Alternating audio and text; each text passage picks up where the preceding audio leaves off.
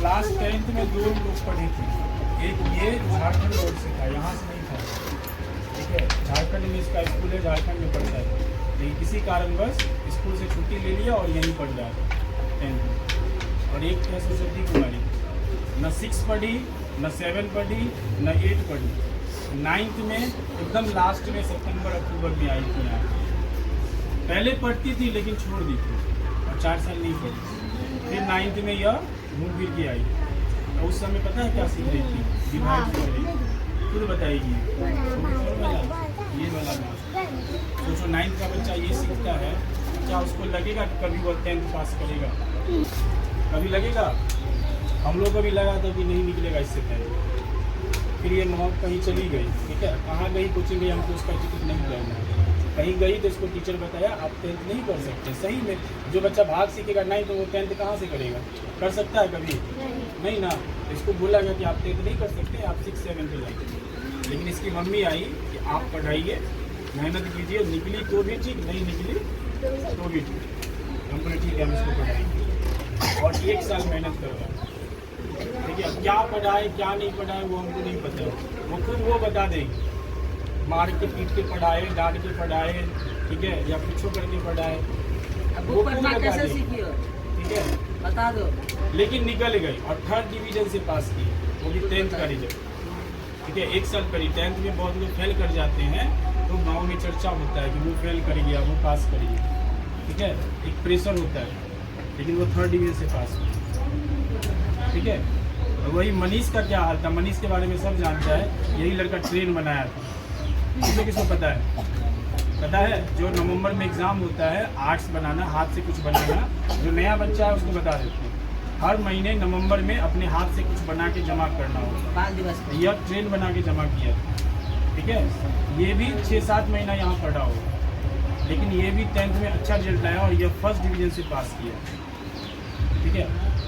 ये उतना नहीं घबराता था, लेकिन टेस्ट के दिन ये भी घबराता था। पढ़ने में ठीक था क्योंकि ये 6, 7, 8, 9 पढ़ा था, इसको पता है कि कैसे पढ़ना है, नहीं याद करना है। लेकिन 10th को लेके घबराता था कि भैया कैसे 10th का एग्ज़ाम देंगे, 10th में कैसे लिखेंगे, 10th में क्या होगा, कम नंबर आएंगे, ठीक है। लेकिन घबराता ही नहीं था। तो कोई भी, हम भी थे तो हम भी घबराते थे, ठीक है। तुम लोग भी 10th में जाओगे तो घबराओगे, लेकिन निकल गए। हम बोले थे कि जो बच्चा मेहनत करेगा वो निकलेगा, और वादा किए थे अगर तुम दोनों 10th निकाल लेती हो तो हम तुम लोग को गिफ्ट देंगे, ठीक है। रिजल्ट 1 महीना पहले आया था, बट कॉलेज के कारण हमको चूँकि दूसरे स्कूल में पढ़ाना था, इस वजह से हमको टाइम नहीं मिल रहा था। आज वो समय आया है इस दोनों को प्राइज। 1-2 दिन ये दिन कोई भी हम कि भैया आप भूल गए, हम बोले नहीं हमको याद है, बस एक दिन फ्री होने दो फिर हम तुम लोग को गिफ्ट देंगे। आज वही मौका है, ठीक है। इस दोनों बच्चे को मेरी ओर से, मेरी कोचिंग सेंटर की ओर से 10th में अच्छा रिजल्ट लाने के लिए बधाइयाँ। दोनों अलग अलग लेवल के बच्चे थे। एक बच्चा जो पढ़ लिख के आया था लेकिन बाहर से पढ़ रहा था, दूसरे बोर्ड का, और एक जो कभी पढ़ा नहीं, 4 साल के बाद पढ़ने आया। ये भी बताते हैं कि ये लोग 1 बजे तक ये लोग को पढ़ाते थे, अपना कॉलेज छोड़ के, लोग को पता भी हो, ठीक है।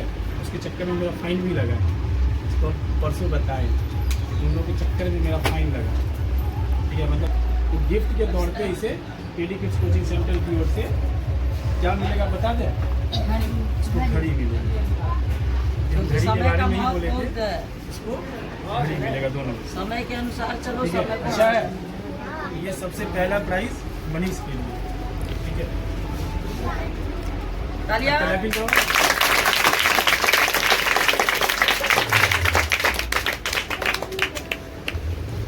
ये सरस्वती की लैपिंग करो।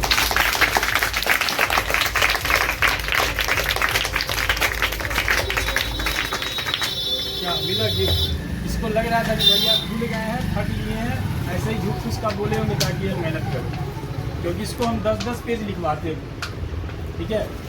नहीं याद करने में दिक्कत है। कोई बच्चा अगर 4 साल नहीं पढ़ेगा ना, तो कोई भी टीचर उसको नहीं पढ़ा सकता, हम भी नहीं पढ़ा सकते। याद करने में दिक्कत होता है, लिखने में दिक्कत होता है, बहुत सारा चीज़ गलती दिखती है। लेकिन पिछले 1 साल 1.5 साल अच्छे से मेहनत की है, ठीक है। घर से भी कंप्लेन आता था तो हम लोग कॉल करके, टेस्ट में नंबर कम लाता था तो पिटाई किससे खाता था? हाँ, पीटे भी नहीं है, इस दोनों को आज तक हम कभी नहीं पीटे, हम खुद बताए किससे पीटे हैं कभी। बोलो रे अपने से। हाँ, लेकिन मैम से एक दिन पिटवाए थे तो टेस्ट में बहुत कम नंबर लाया। अब हम मेहनत करके क्वेश्चन छपाते हैं, वो भी हाथ से नहीं लिखा जाता, ये टाइप होता है। टाइप होने में 2-3 घंटा लगता है। ये लोग नंबर लाई थी, कितना था उसमें, बहुत कम, 29 नंबर था 100 में। सोचो, पहला टेस्ट की हम बात करें, इसका भी 10-15 के आसपास आया होगा। हमको लगा कि गया, ये दोनों फेल हो गए।